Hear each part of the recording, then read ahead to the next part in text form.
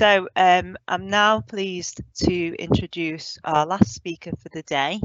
I'm really looking forward to this. It's always entertaining. So Prof.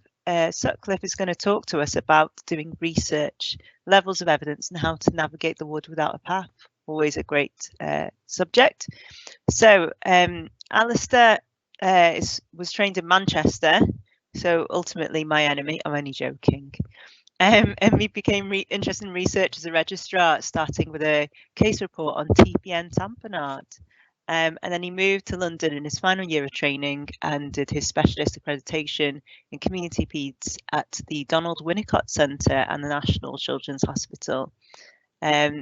He's got very extensive research. He's got 2 doctorates. He's published over 200 reports and papers and books. And he is recently left as a consultant paediatrician at UCLH. He's now a research professor and pursuing a company, what's that, WT Life, to develop a treatment for premature birth due to ascending infection. So he's a man of many talents. What I'm most interested in, Prof, is you speaking Turkish. So maybe you could start off by saying a few words in Turkish, perhaps. And he says he follows orders from his lovely Turkish wife, as always he should. And he's got 3 kids. So I would love for Alistair to start with some Turkish, please. Thank you so much for speaking to us today. Buyurun, merhabalar herkes. Nasılsınız? Ne var ne yok. Benim İngilizce konuşuyorum çünkü maalesef çok az bir insanlar İngiltere'de Türkçe konuşuyor. I just said hello to everybody, and I just mentioned that because relatively few people speak Turkish here, I would speak in English, but that's what I just said in Turkish. You're welcome to verify it, Rebecca. Okay, so hello everybody, and I'm getting used to this strange interface in the sense I can't see anybody, which is a bit weird, but you can presumably see my little character here, which I've just purchased, and it's unfortunately got laryngitis, so it's kind of not able to talk, which is a bit of a bummer. And I bought it partly out of amusement, and obviously. Sorry to interrupt, Alistair. We can't see anything apart from the icon with AS on your screen. Just so okay, you know. Good. Well, that's useful to know because that's always a good prompt call to arms. Let me just try and get the. Yeah, thank you.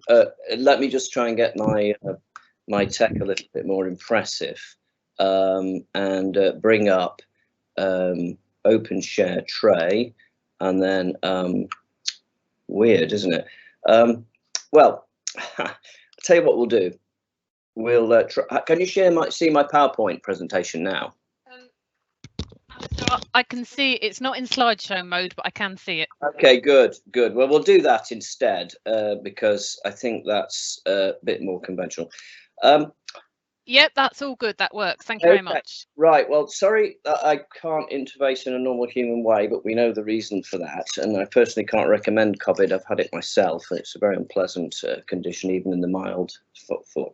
But yes, I thought I'd talk you through a little bit about research, starting with some overviews to remind you about methodology. And then towards the end of the presentation, I think I've got 50 minutes. 45 minutes. I thought I'd have an interface where anybody can ask me questions around research in terms of things you might want advice about.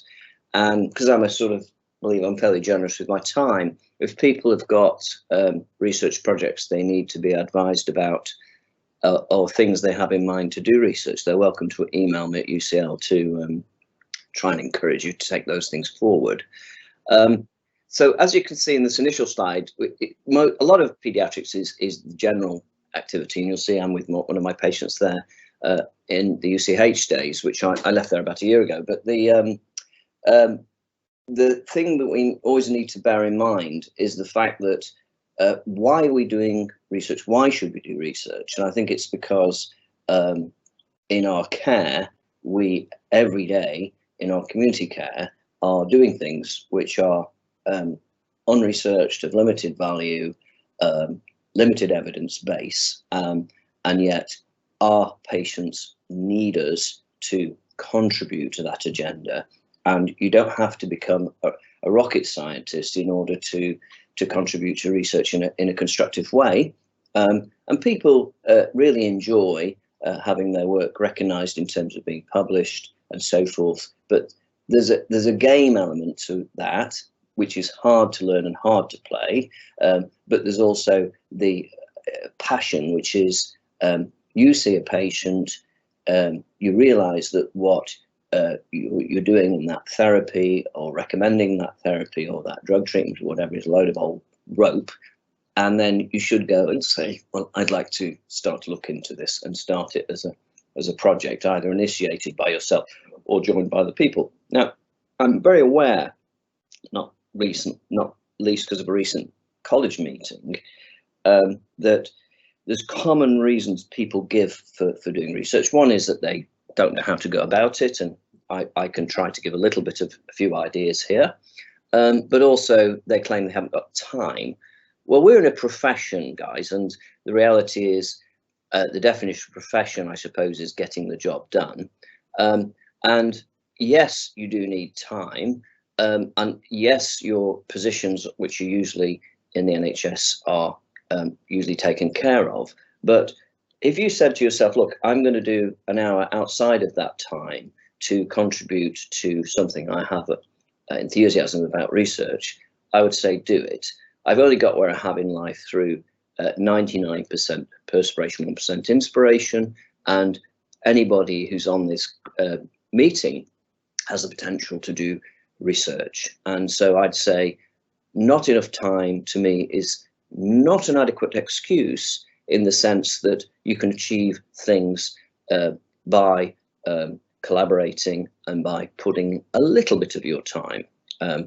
If you see that what I'm suggesting to you is important, the college is trying in a broader way to improve the training for trainees going into training as paediatricians, which I laud, but that's a slow, painful process, and ultimately there may be a defined period within the training where you do research, but there is at the moment that isn't part of the structure. So I'd say your patients need you, and they need you in addition to your clinical care and your learning your craft to also contribute in the research contents.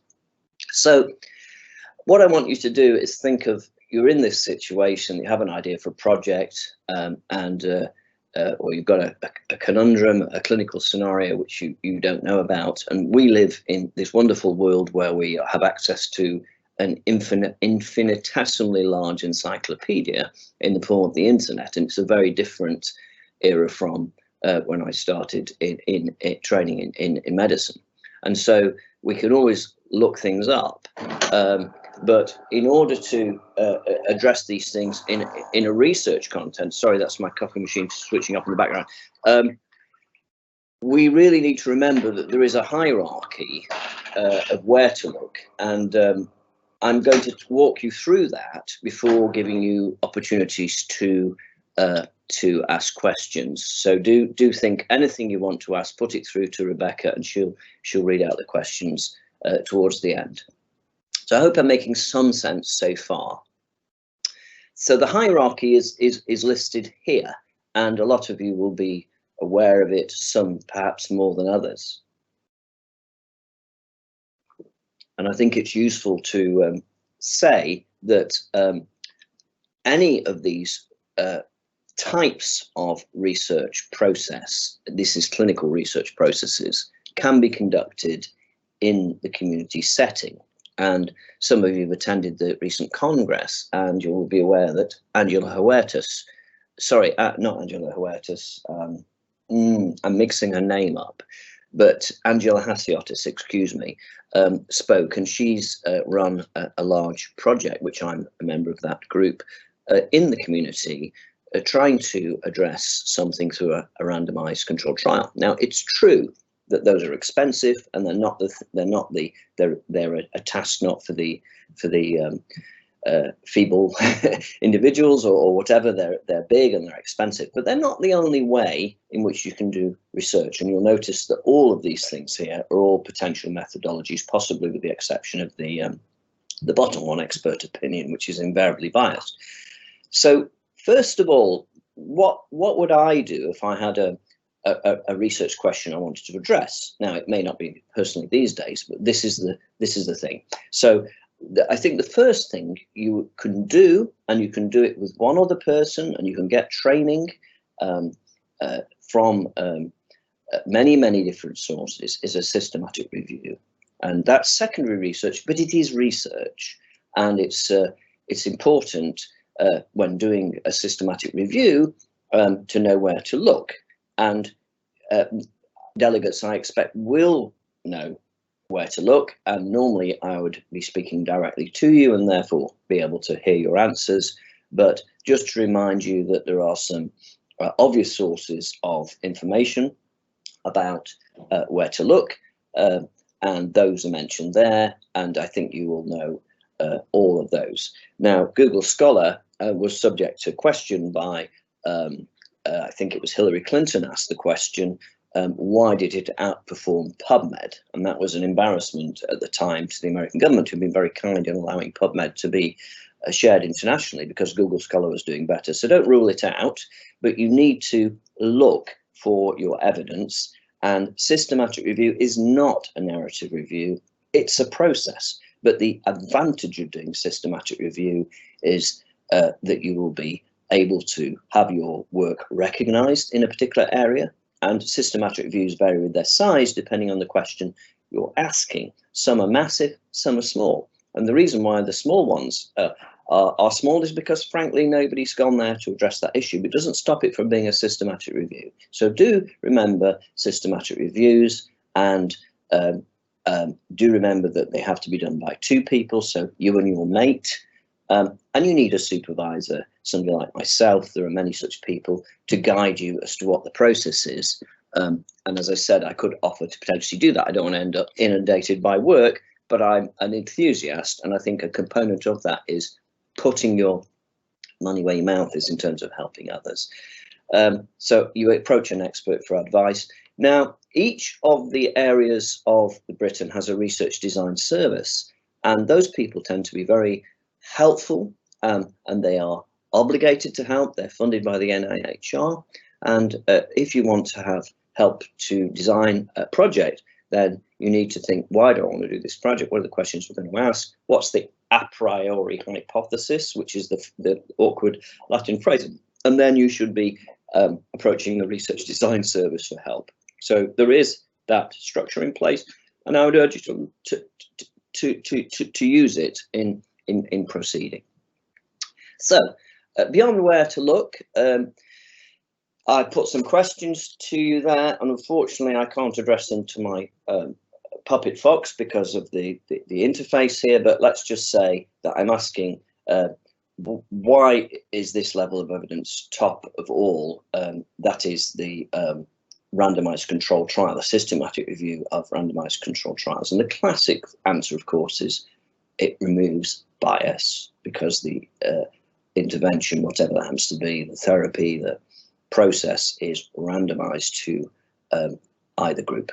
And where do we have evidence? Well, I've covered that already. How do we know if there's bias? I'm going to come to that in a minute. And what types of bias exist? Well, many different types of bias are potential in research. And generally speaking, I would say that if people have an idea what an outcome is, then they tend to find that outcome. Surprises arise where you've designed a project properly with the genuine, what's called clinical equipoise. The concept of a randomized controlled trial is you can't do one without clinical equipoise. Clinical equipoise is you're not sure whether something's going to work or not. Otherwise, ethically, you can't do it. So it's not appropriate where there isn't genuine clinical equipoise, because there's evidence already emerged that something works. So the next level after large randomized controlled trials, where you do a meta-analysis and bring them all together, is individual randomized controls with narrow confidence intervals. And you always have to remember the difference between efficacy and effectiveness. Efficacy is what you might find from a trial. Effectiveness is how it actually works in the actual real life circumstances, and hence the NIHR brought out this concept. I think it's a British concept of the pragmatic randomized control trial, i.e. done as one in which the as close to clinical practice as normal as possible, rather than in an ideal world where everything is very defined. So efficacy is about ideal circumstance, and effectiveness is about performance under real world conditions. And that's what I'm referring to, a pragmatic randomized control. And again, I would ask a question, but again, because of this strange interface, what is the Hawthorne effect? Now, unless somebody's going to write straight in and tell Rebecca the answer, does anybody know what the Hawthorne effect is? Because it's worth considering for a second.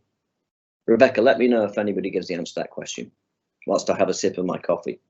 Oh, have a sip. I don't think there's anything coming in at the moment, but I'm just keeping an eye. Okay, well, I think, thanks, Rebecca. I think the key thing is the Hawthorne effect says that anybody who participates in a randomized trial improves. Okay, so it doesn't matter you're in the intervention group or non-intervention. Anybody who's in a trial improves with that intervention. So that's a simple way that I see it. So you must be wary of that. And that's why it's important that you do things like power calculations. Reactivity, yeah, that's the word. That's the official definition. It's something to bear in mind. Okay, so here's one which is about all or none. So that's literally you randomize, but there's no placebo.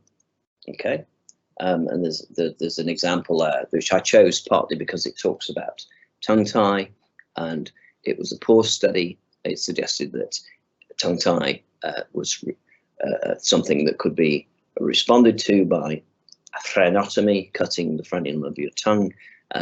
And the reason why it was poor was quite simply because it was obvious to the mothers whether the child had the tongue tie or not treated, and then they were asked to make that assessment. So it's totally biased, and yet it was been used to generate this practice in the UK. So it's a good example, very, very poor study, which led to an empire being built, so to speak. Then you've got systematic reviews of cohort studies, where they've got common underpinning stuff. And Daphne Sarchi, who's one of my former team members, did one looking at educational attainment in childhood cancer survivors. And that was to try to establish whether if children have had childhood cancer, what they're doing academically moving down the line. She presented that at the RCPCH. Then there's low quality randomized controlled trials or individual cohort studies. These are the hierarchy of evidence, which I'm just plodding through. I hope people are following it, and it's something you can look up for yourself, but you've got to remember that before undertaking a research project, you really need to look at the existing evidence. Otherwise, what are you doing? Okay, and don't bother looking at narrative reviews generally, because they're just Uncle Tom Fiddley and his bearded colleague's view of things. And yes, people can be very expert, but they can also be very biased. And in their biases, they tend to cite their own research, etc. I've done them, so I should know. So what is a cohort? Well, it's the bigger the better. It's a characteristic group that got features in common. Here's an example of a wonderful cohort study which was done on women. It's been led out of Oxford and it's ongoing, and it brought out one of the scandals of public health of the present era, in which they showed that 20,000 women in the United Kingdom had died unnecessarily from cancers, which they got from using HRT. So it's a huge, huge scandal, and it was done by Val Burrell and people in Oxford. She's now retired. Millennium cohort study is a bit closer to home. Strangely enough, it's been set up in the Millennium. It's a birth cohort study where all of 1 week of children in the UK were entered into the study and are followed every 7 years or so.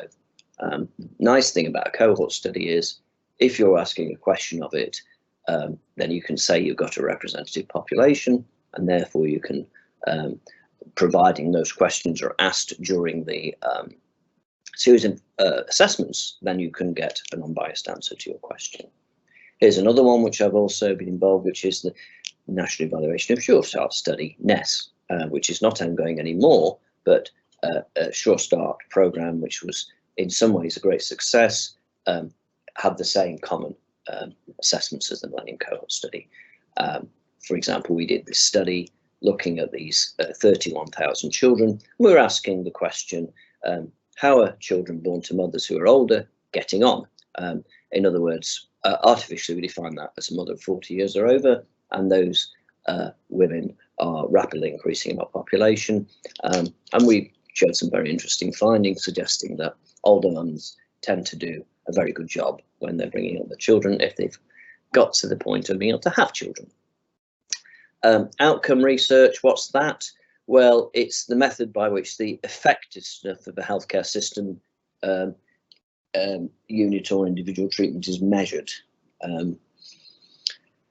I think one of the difficulties in community paediatrics is how things are measured and how objectively they can be measured, but people have made lots of efforts on that front, and there are well-established things which can measure things in children who've got problems in the developmental field, and the obvious one that comes to mind is the strengthened SDQ, which is internationally used and admired, and that's useful for things like screening children with autism. Ecological studies, well, I've never been involved in them, but they're said to be of some value. They look at the attributes of a population, and they're more overlapping with the sociology field. So how do you show whether there is a homogeneity in a study? Well, you do this kind of an exercise.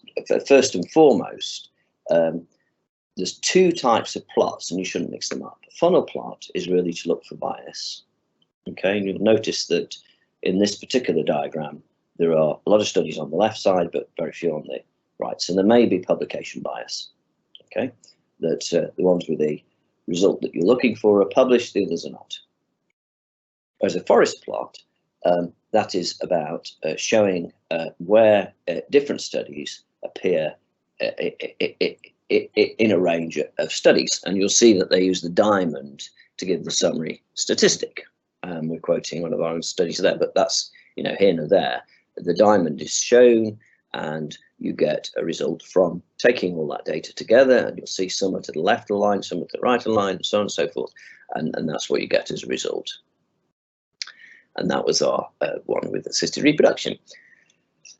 Now, this is an important thing to remember, and I've just been dealing with some journalists and trying to point that out to them. If a group of children go for a treatment, say a treatment for epilepsy, and then there is an accusation, for example, that those drugs that have been given have caused them to have learning problems, you have to ask, were those children at higher risk in the first place?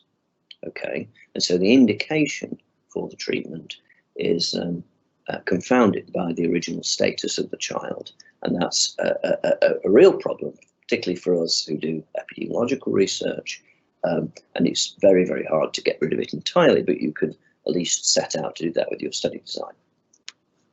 Just looking at the time. And then there are case series.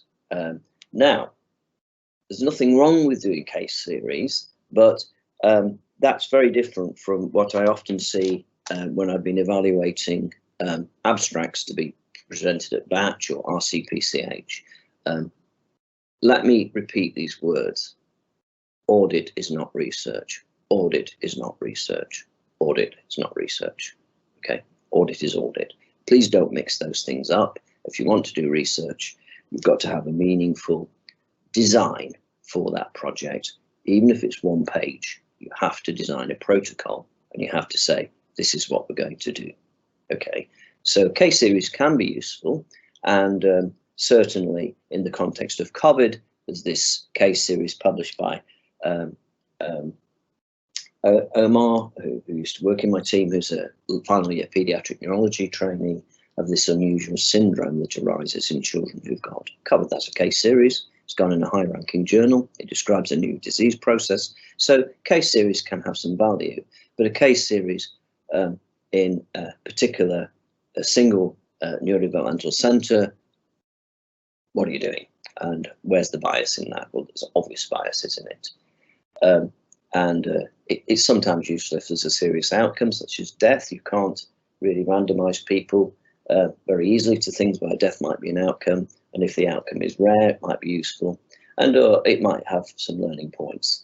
And finally, the acronym GOBSAT, which I've changed because of ladies in the profession, to GOGSAT. So GOGSAT is basically rubbish, okay? And I think it's quite an amusing acronym. Good old boys sitting around a table, or good old girls sitting around a table, or young girls, whatever. The point is, that is not evidence. And in the words of Colin Powell, who's a friend of mine out in Cardiff, he made the point: if you go to discuss research with a group of people and you say, why are you doing this? And they say, because we always did it like this, you know you're wasting your time. So it's not acceptable, and it's not valid, and it's not research. Okay, GOBSAT is not research, and please don't use it. So before I move over to questions, because I think really I hope to have the opportunity to talk to you about things that you want to ask me. I've got a few further slides. I just want to ask, I'll leave the answer to this question until we've had the interface. I just want to show you this. Most of you, if not all of you, will know this man because he has a high-profile public position. And this is a piece from the BBC. And what Andrew Marr did was he went to Florida and he paid some private clinic there to hang him upside down whilst injecting into his spine one of the monoclonal antibodies. I think it was a tanarecept, a drug used in rheumatology. And this was being proposed as a treatment for him trying to improve his stroke. When Andrew Marr came back and he was asked how it went, he said he was a little better. So I just want to remind you to answer that question as to what's actually going on there. We'll go back to my presentation now, if I can operate the software. Okay. So remember that there has been a huge effort within medical research in the United Kingdom, highly relevant to your potential to get involved in research, to have the National Institute of Health for Research, which has a £1 billion a year budget. That was set up partly because Britain was losing out to other countries with regards to research spend, particularly from pharmaceutical companies. They were pulling their money out, moving abroad, and Britain set up this NIHR, and they set up these research networks, one of which was called Medicines for Children.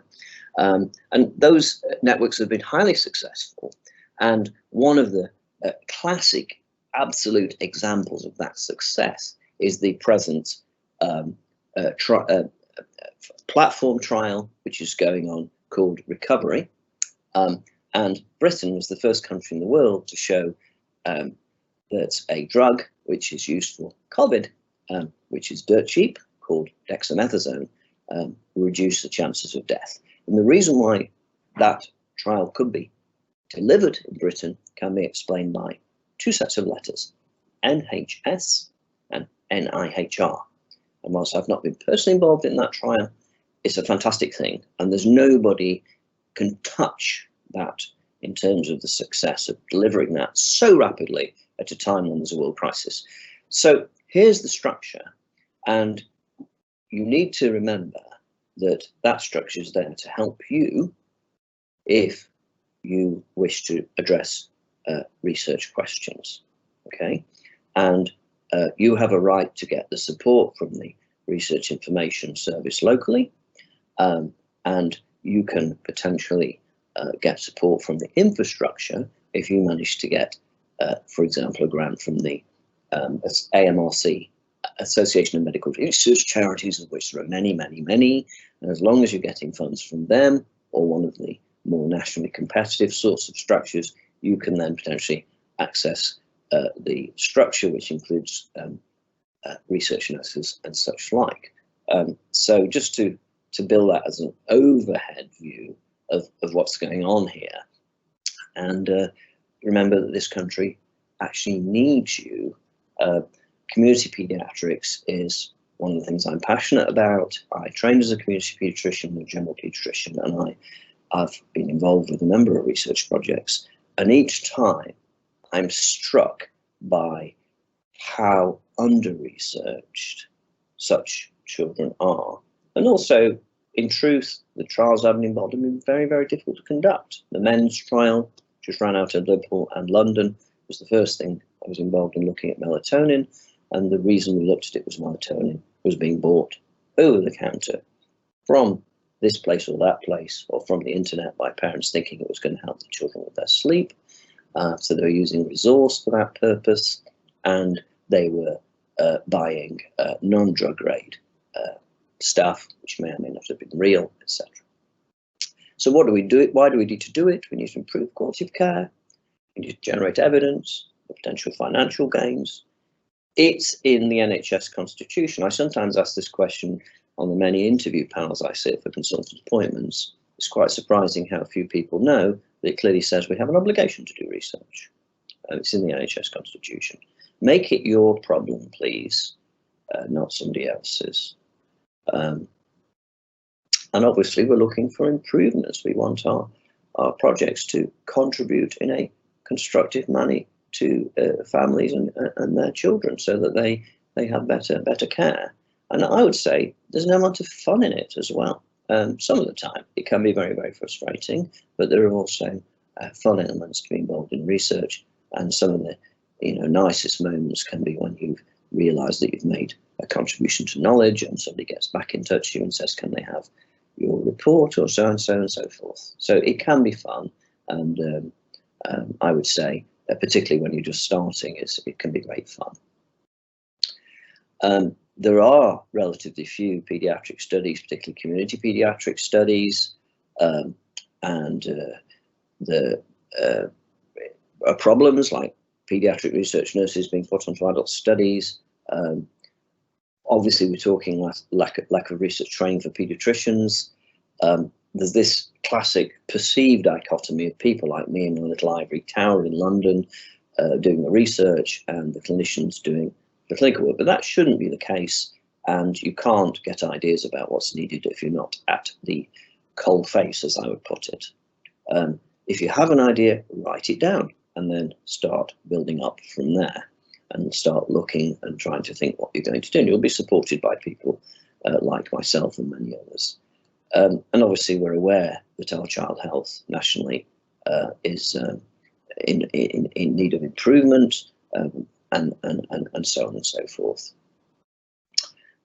But there is a relatively untapped and under-recruited patient group. There's potential for improvement and integration with the broader research process. There are financial benefits potentially.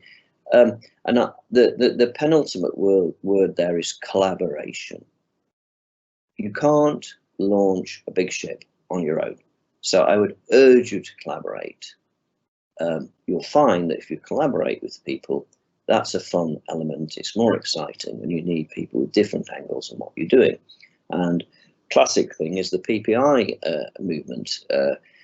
Virtually didn't exist until 30 years ago. And then I used the example for my team, which is the example from rheumatology, which is that the Arthritis Rheumatism Council, which is actually a very, very powerful, well-funded charity, decided that they would ask rheumatology patients what they thought was the priority in terms of improving their treatment. And there were two options. The rheumatologists thought pain was the main thing, but to their great surprise, when they contacted a lot of patients with rheumatic conditions, they found fatigue was the main thing. that people hated. And so they had to reorientate this great big research ship to try to address fatigue. So I can't overemphasize, and it's very much important for major grants to involve a PPI organisation. And there are funds which specifically can be driven by the PPI organisation, like the Research for Patient Benefit for. Obviously, there are networks. I've been involved in setting up the Gapruki network, and then we need to look at other investments. So that's the end of my presentation, and it's been strange speaking my office to a computer screen. However, I'll now move to questions and ask Rebecca to tune in, assuming she's not snoring loudly. Thank you for this. Thank you so much. I'm doing a good clap. That was entertaining, informative, and everything I think you need at the end of a busy morning session. So thank you so much for that, Prof. We do have a question for you, kindly from Eleanor. She says, what are your thoughts on qualitative methodology?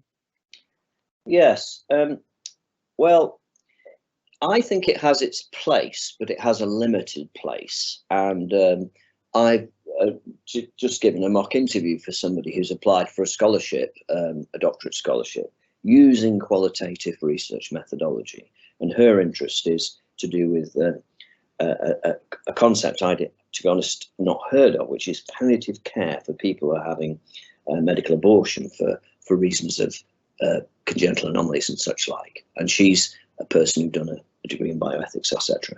So there are certain very specific circumstances when qualitative research has its value, and essentially it's where you can't get that information any other way.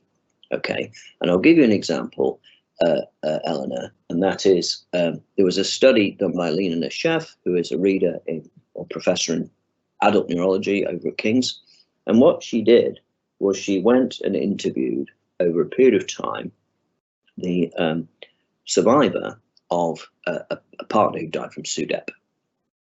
Now, there's no way that you could get that information any other way than going and meeting those people. And if you come across SUDEP, and I've come across it in my epilepsy clinics and such like, and you come across it 6 months, a year later, all you get is the narrative story. You don't get what actually happened. So she went through that painful process of going and interviewing people who'd lost their partner. And she made a very, very important discovery, which is you do not die from SUDEP if you co-sleep. Okay, and that could not have been established any other way, and it was published in the Lancet some years ago, and I'm sure helped her to get where she has in life. But the key thing is, to me, qualitative research has great limitations, but it has its position. So that's my answer to that. Fantastic. That's really helpful and really interesting. I've got a question, actually. So, Prof, I mean, you've been a great inspiration, not just for me, but I'm sure for many of my colleagues who are interested in research. Later for that, I'll pay you later for that commentary. What do you think? What is the thing that you found in your career that kind of either inspired your love of research, or what do you think was the thing that was most influential in getting you into the research? Yeah. Well, I certainly didn't have a planned career in research. The structure at the moment tends to be incremental and planned, and I would encourage people to remember that you can get into research at any point in your career, okay? And don't feel intimidated by people who've got big egos and big CVs. So, but I guess that I was drifting a bit, having done my first research project in Manchester, and I didn't realise that what I was doing there was something which happened to be the first in the world of its type, and that's just my naivete. I went and saw these children, and I was drifting when I came to London. I wasn't doing research, but then I got an inspiring mentor who was a community paediatrician called Professor Brent Taylor. He was one of the first professors of community paediatrics in Britain. And I came to work for him, and he spotted my ability, and he encouraged me to do further projects. Otherwise, I may have just got a consultant position at a very young age. I interviewed for a couple, which were an absolute dead end and a mistake. So I guess if you ask me today, Rebecca, why I do research, but I would like it to be the reason why the likes of yourself can do research, is for me, and people can look at my personal website about that, www.alistairSutcliffe.co.uk, which is only 4 pages long. It's not got any advertising. This isn't commercial. There's no money in it for me. But for me, there are 4 ways. I have very little wisdom, Rebecca. There are 4 ways to influence patient care. Okay. Number 1 is one-to-one care, you with an individual. And we all do that as clinicians. Okay. Number 2 is inspiring the young, which is, it's a generic phrase, but what it means is you trying to share knowledge with others. It doesn't matter if it's a doctor, physiotherapist, speech, trying to share knowledge with somebody else. We have an obligation to do that. Number 3 is through health services management, and you will know, for example, that Britain was reviewed as being the best managed health service in the world by the Commonwealth Fund, which is an American organisation, where they ranked their of the 15 they looked at. They found that the American one was the worst, so they weren't biased. It's said to be the best managed, but it can always improve. And you, as trainees, will all know of anecdotes where things have been badly managed. But health service management can be very important. But the 4th one, which is what I'm coming to, is through research. Okay, why do I do research today? And in fact, I'm doing it full time just at the moment. That's going to change again. It's quite simply because if you do research successfully, you can help more than one patient at once. So that brings it to the full circle that my inspiration is through the privilege of looking after children in whatever setting and their families. But through research, instead of, say, getting a child back to a better place, okay, you could cut the potential of affecting 100 children or 1,000 children. And all these things are incremental. Remember the guy who was alleged to be the cleverest person who's ever lived, Newton. Remember what he said? He said, on the shoulders of giants. He was said to be cleverer than Leonardo da Vinci. So everything is incremental. And don't think anything that any of you guys do, potentially, because I hope I'm inspiring you a little bit, in research is of no value. Okay? I started with a case report. Okay? You can't build Rome or whatever it is overnight. So that's my answer to that question, Rebecca. And I think you will get it that I do believe what I'm saying, okay, rather than just lip service. Yeah, no, I think that's really helpful, not just for me, but like I said, for everyone. We've got another question. It says, if you want to get into research, is it better to get a mentor in your local area or someone in your specific area of interest, which of note we can do easier now because a lot of things have moved virtually and online? What do you think? Yes, that's a very, very appropriate question. Well, I could hedge and say you could have both, of course, but I think that I would go for the person with either a sort of broad ability in research and across many areas, or somebody who's got a specific interest in your topic. Because the efficiency of that is they will know the topic and they will know the pitfalls of trying to address a thing from afresh. They'll know the literature, and we're all biased. And biased in a positive way. You go to somebody and say, oh, I like von Blankenstein's disease of the third toe. And they say, oh, well, yeah, great. I've been doing that all my life. Quick flap of the hands. No, I'm just joking. There's all sorts in research. I can tell you, I've come across some strange people. but yes, I would say somebody who's got an interest in that area. And because if you're that person who's relatively new, they won't see you as a threat, because there's all sorts of undercurrents of, you know, elbowing and stuff going on. So I would say do that as the preferable choice. Yeah. That's great, and that's really helpful. Lastly, I just wanted to ask, because I think everything is kind of moving quite global, isn't it, really, in the world at the moment? Do you think there's anything that other countries do differently in terms of their approach to research for junior doctors, trainees, that we aren't doing here that we could incorporate to help?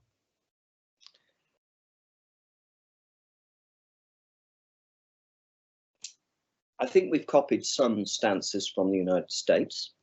Okay, so for example, the ambition to have PhD / MB/CHB programs, but they're relatively rare. But guys, you need to be proud of this fact. In terms of per capita, we in Britain are the best at medical research in the world, in case you didn't know it. Be proud of that fact, okay? Per capita, we are the best. The second best after allowance for finance, the United States. And just to show you I'm not BSing you, the third country is Sweden, per capita. Okay, so we are the best, and that doesn't mean to say we can't improve, but as a culture and as a scientist group, we are at the top. And one component of that is those three letters, NHS, because it's possible. We've got a medium-sized population. Obviously, I'm putting my epidemiology hat on here, and we've got a lot of structures to allow research to happen. I think what's happened in our college, particularly RCPCH, is it's very much lost its direction when it comes to encouraging trainees to do research, and that's trying to be addressed, but it'll take a long time. And for example, I'm aware that the RCS, I was told, had the same setting some years ago, and they addressed it by whatever mechanism, and then everybody in their college, every trainee was doing a bit of research. So I'm not aware of anything better, and what I am aware of from colleagues who are linguistically talented individuals who go to other countries and practice there, is when they practice, particularly in Europe, the studies which are quoted are usually British and American. So I know that's a sort of slightly woolly answer, but we need to know that we're in that environment where research is possible. And one of the things that absolutely is the bane of anybody's existence, including my own, is the administrative processes involved in research. However, even that we're having a steer from America, and that is that they're now starting to downgrade the ethics approval you need for research projects which don't involve anything potentially harmful to children, to make it easier. Because if you look at that form, you just think, I'd be mad to have to spend, you know, but there's always there people in the research design service, you'll find they're genuinely helpful, and they'll probably be particularly helpful to people who are new in a project. So there is a facility, use it, all of you. Yeah, I think that's a key, isn't it? We've got another question. Great. It says, what is the Royal College doing to encourage us to do research? Okay, well, I've attended a meeting that was held a couple of weeks ago at the college, virtually attending, of course. And what the Vice President for Research, Nick, has done is he's tried to establish what people think about what ideas, what are the blocks to research. So he started at that level, and there's going to be a report produced about it. And I was one of the people who was just taking a little group. I wasn't leading the thing, but I volunteered to be a kind of coach for a small group of doctors. And I must say, I tried to address that at the very beginning of my presentation, Rebecca, which this is a first ever, this particular topic. And that is that people were saying, well, we don't have the time. And I don't totally accept that, I have to say. But they are trying to address it. And I think that I can't, I'm not so in the college, but I think there's an attempt, if I'm correct, in trying to develop a research curriculum and possibly a period of time, 6 weeks, 3 months, whatever, of the training to actually ensure that all trainees have a period of doing some research. I don't know for sure, please don't quote me. The other thing is to remember, guys, everybody should do GCP, which is 2 hours online course. It's very basic, but you can get it free, just do it. Good clinical practice it stands for, which has always struck me as a perverse name, but when it's good research practice, but you'll learn something. But you should all do your basic GCP certificate and put it on the wall. Sorry, I'm joking, but you know, do something there. That's an easy win. Yeah.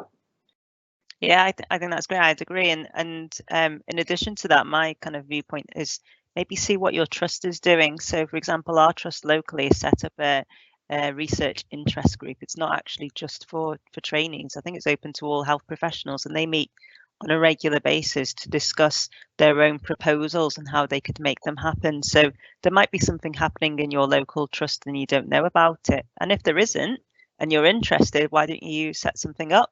Might be an idea that other people are thinking about, and you could do some great collaborative work, I think. So Great.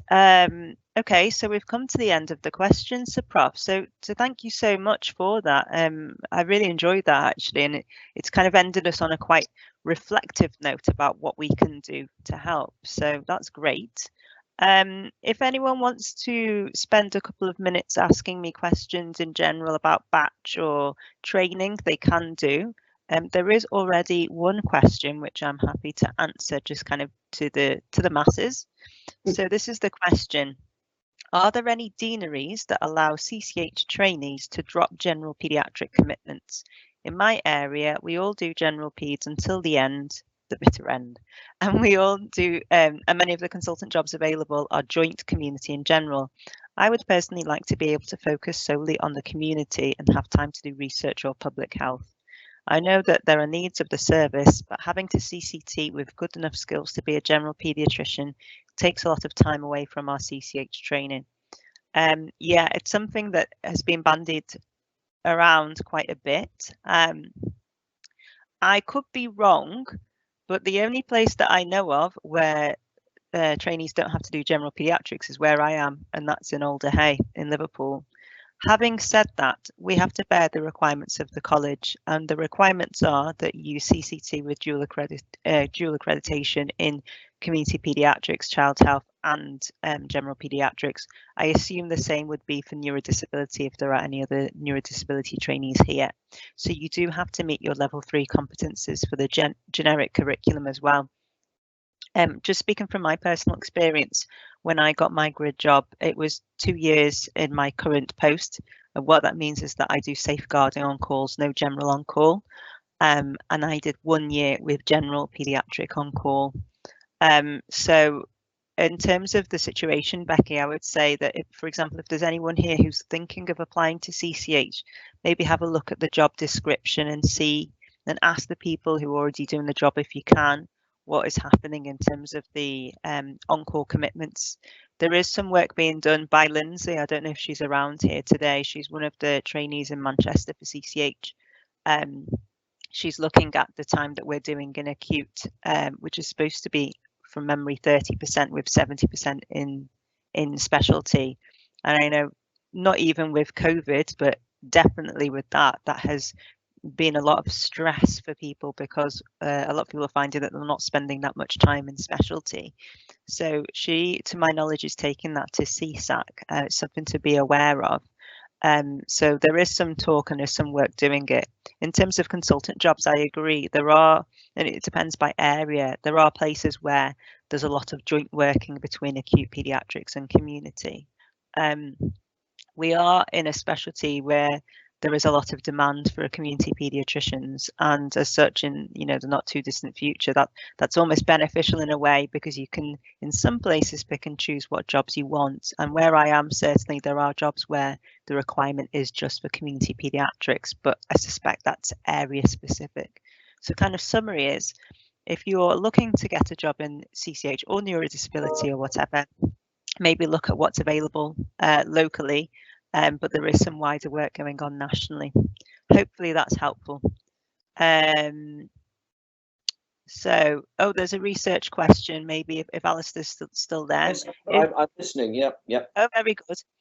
Is there any current research targeting to control childhood obesity? Yes, there are initiatives, and there's national strategies. Very difficult to, at the present time, determine whether they're going to be effective or not. And I personally have an interest in obesity because it's a big topic in children's health, and we're trying to do something which involves intervening to try to give something to children which will reduce their appetite, which is new.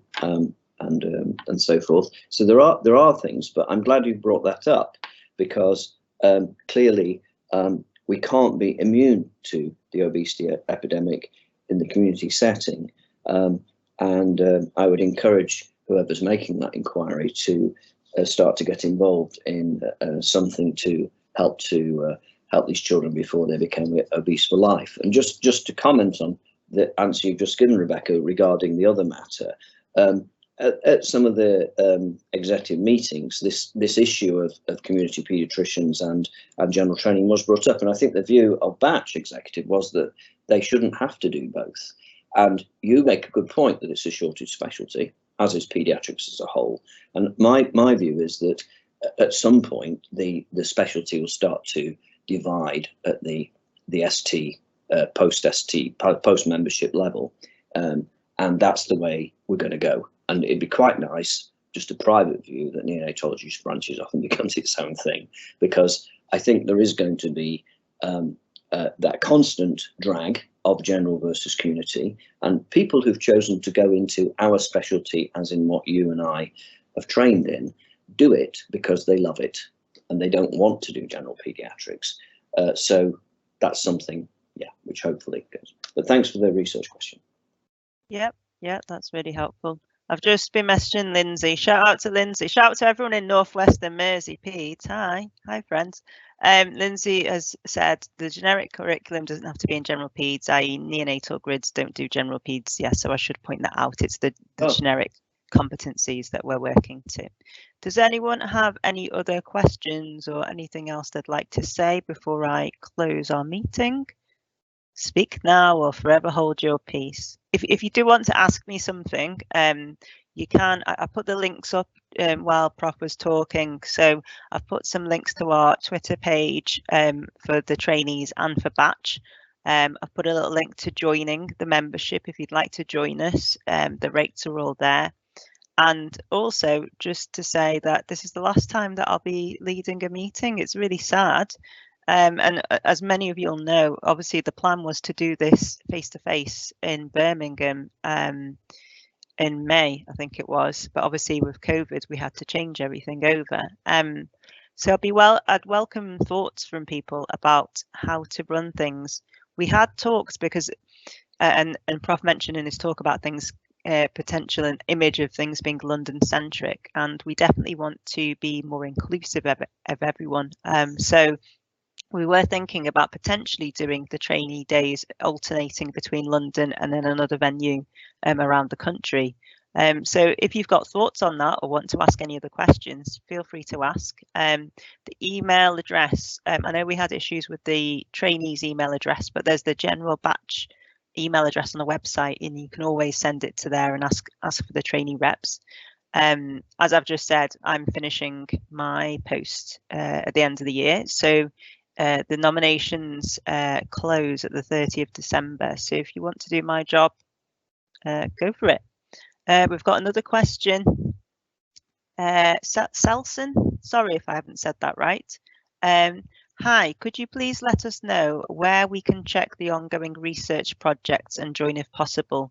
So I think that Prof is asking whether there's any centralized way of checking what's happening. Yeah, the NIHR portfolio is accessible on their website, so you can have a look at what they're doing. Beyond that, I would say that if you've got an idea, then you can get in touch with somebody who's specialised in that area. But the NIHR portfolio does contain all the projects that's been awarded, everything from your randomised trials to your doctorate fellowship, successful candidates, etc. So that's a place to go. And the college does turn out a newsletter, an item about what's coming up funding wise in research. So there are various sources, but I would say there's not a single source for that information. Yeah, absolutely. Lindsay's just messaged me just to say, Lindsay, you're just a fount of all knowledge here. So she said when the issue about the acute versus time and specialty issue was discussed at CSAC, it was thought that a bit of general paediatrics, like 30% maximum, is useful for things like leadership skills.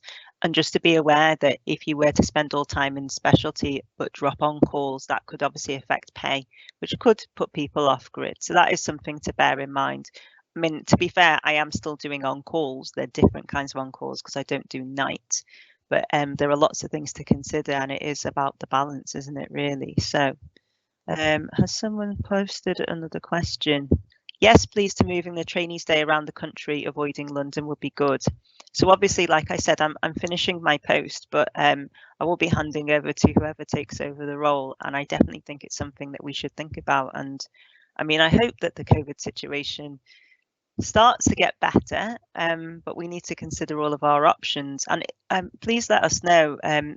Isabel will be sending out the evaluation forms on how this went. So if you thought it was okay, let us know. If you thought it was great, that's great. If you thought it was terrible and it doesn't work virtually, please also let us know, because if you don't tell us, then we don't know. So I think that is, let me see, is that it? Have we got another question? Oh, Hannah has said, the ability to attend virtually is brilliant. Oh, hold on, vanished halfway through reading.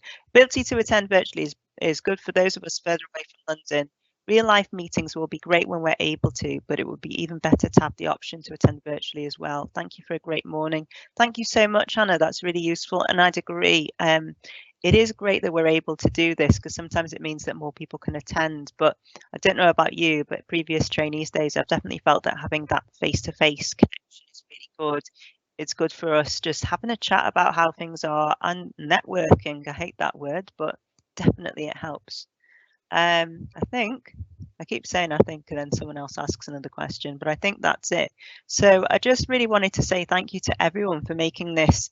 I mean, I found it really enjoyable, and it's been really easy for me because of the hard work put in by so many other people. So firstly, I'd like to thank Isabel and Prafula, who are the admin staff at Batch, for putting in so much hard work preparing this event.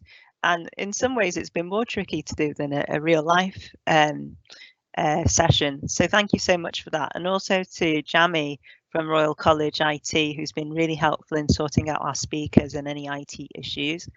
Also want to thank Lisa Kaufman, who's the chair of Batch. She's been really supportive of us as trainee reps. I'd like to thank all of our speakers because they've been really, really good at just getting us involved and interested in these topics, which are really applicable to this. I'd really also like to thank Ellie, who's the other trainee rep who's currently on maternity leave, because she was involved in planning some of these talks for the face-to-face meeting, and it's been a success. I know that some of the things we're hoping to be more interactive than they have been today, but I've found them really interesting. And last thing I wanted to do is thank everybody that's attended today and that will be watching this online. Thanks so much for your support.